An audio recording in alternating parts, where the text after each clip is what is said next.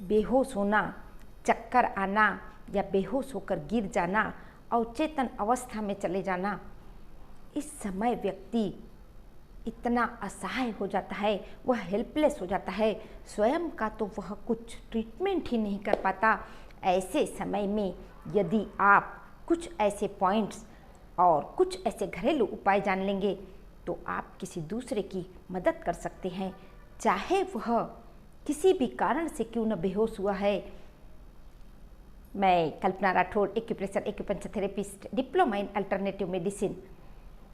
आज हम बात करेंगे ऐसे घरेलू आसान उपाय जिससे आप दूसरों की मदद कर सकते हैं जो कि अवचेतन स्थिति में चला गया हो।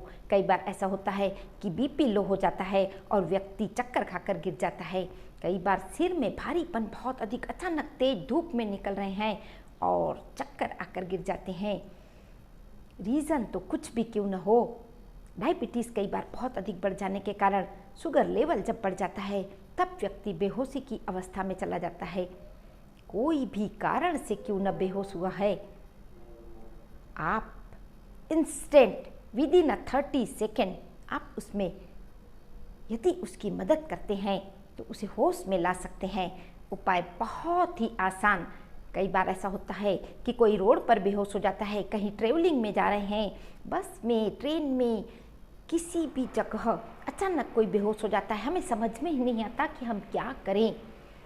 यह उपाय यदि आप जान लेंगे तो आप किसी दूसरे की मदद कर सकते हैं। इसके लिए आपको सिर्फ और सिर्फ, पहले मैं आपको 2 एक्यूप्रेशर के पॉइंट बता देती हूँ, उसे आप ध्यानपूर्वक देखिए। सबसे पहले तो नाक के नीचे यहाँ पर इस तरह इसे प्रेशर करना है। जैसे जैसे आप प्रेशर करेंगे 10 से 20 सेकंड में उसमें हलचल होगी, क्योंकि बेहोशी की अवस्था उस समय होती है क्योंकि हमारे ब्रेन में प्रॉपर ब्लड सर्कुलेशन नहीं होता, प्रॉपर ऑक्सीजन नहीं पहुंचता और व्यक्ति अवचेतन अवस्था में चला जाता है, बेहोशी की अवस्था में चला जाता है। आप यदि उसे इस तरह प्रेशर देंगे तो इंस्टेंट विद इन 30 सेकेंड उसे होश आ जाएगा। और सिर पर यहाँ पर भी एक पॉइंट होता है, सबसे ऊपर के हिस्से में इस तरह आप उसे प्रेशर देंगे। हथेली से आपको प्रेशर देना है इस तरह से, clockwise, anti clockwise, clockwise, anti clockwise. यह 2 पॉइंट हो गए। इसके बाद आप पैर के तलवे में जहाँ उंगलियाँ होती है उससे 4 उंगली नीचे, जैसे यह पैर का तलवा है आपका और 4 उंगलियाँ हैं, यहाँ से 4 आप इस तरह हथेली को रखेंगे, फिर 4 उंगलियाँ नीचे सेंटर में पैर के तलवे में, लेकिन यह पॉइंट आपको पैर के तलवे में करना है और अंगूठे से इस तरह प्रेशर दीजिए। या आपको परफेक्ट एक्यूरेट पॉइंट नहीं मालूम तो पैर के तलवे में सेंटर में आप दूसरे हाथ की मुट्ठी बनाकर इस तरह आपको 8 से 10 बार 30 सेकंड के लिए इसे कर दीजिए। यह दोनों पैर के तलवों के सेंटर में मुट्ठियों से इस तरह यदि आप प्रेशर करेंगे, तुरंत उन्हें इंस्टेंट वह व्यक्ति होश में आ जाएगा।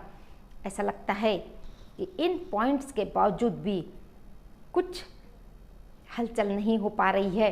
वैसे 101%, क्योंकि मेरे सेंटर में कई लोग आते थे, अचानक वहीं बैठे बैठे बीपी लो हो गया और बेहोश हो जाते थे। बस इसी एक पॉइंट से तुरंत उन्हें होश आ जाता था।